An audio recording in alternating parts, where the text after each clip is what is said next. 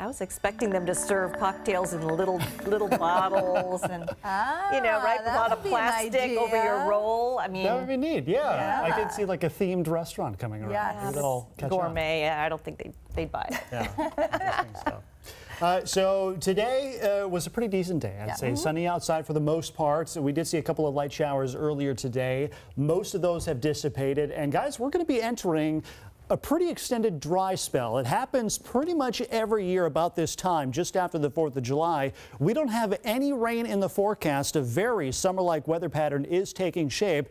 Now, granted, July is our driest month of the year. On average, SeaTac sees just under 3/4 of an inch of rain. And by the way, the longest dry spell we've ever seen, that actually happened last year, 55 days of rain-free weather. We have at least 7 in the forecast.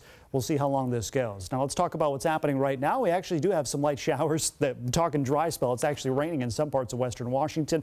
Some light scattered activity moving through the Rochester area. Parts of the southwest interior are still seeing some light showers from this weak system onshore flow. You can see almost what looks to be like a weak convergence zone downstream of the Olympic Mountains. You can see most of the showers west of Olympia and east of the coast. So Chehalis, you're probably seeing a couple of light showers. The rest of us are going to dry out, and most of the activity we're seeing right now is going to be fading away over the next couple of hours, and we don't really have much to speak of once we get beyond sundown. Right now through downtown Seattle, temperatures pretty comfortable. Right now 75 degrees. Wind has been mainly northerly. It's been kind of light and variable over the last couple of hours or so, and we are expecting a pretty sizable warming trend over the next couple of days. Right now, upper 60s to lower 70s. By this time tomorrow, temperatures could easily be 7 to 10 degrees warmer than what we're seeing right now. And that's basically because tomorrow we're expecting a full day of sunshine. It's going to be a sunny stretch of weather that's likely going to be lasting through the upcoming weekend. So we're going to start things off in the upper 50s. Pretty comfortable for the most part.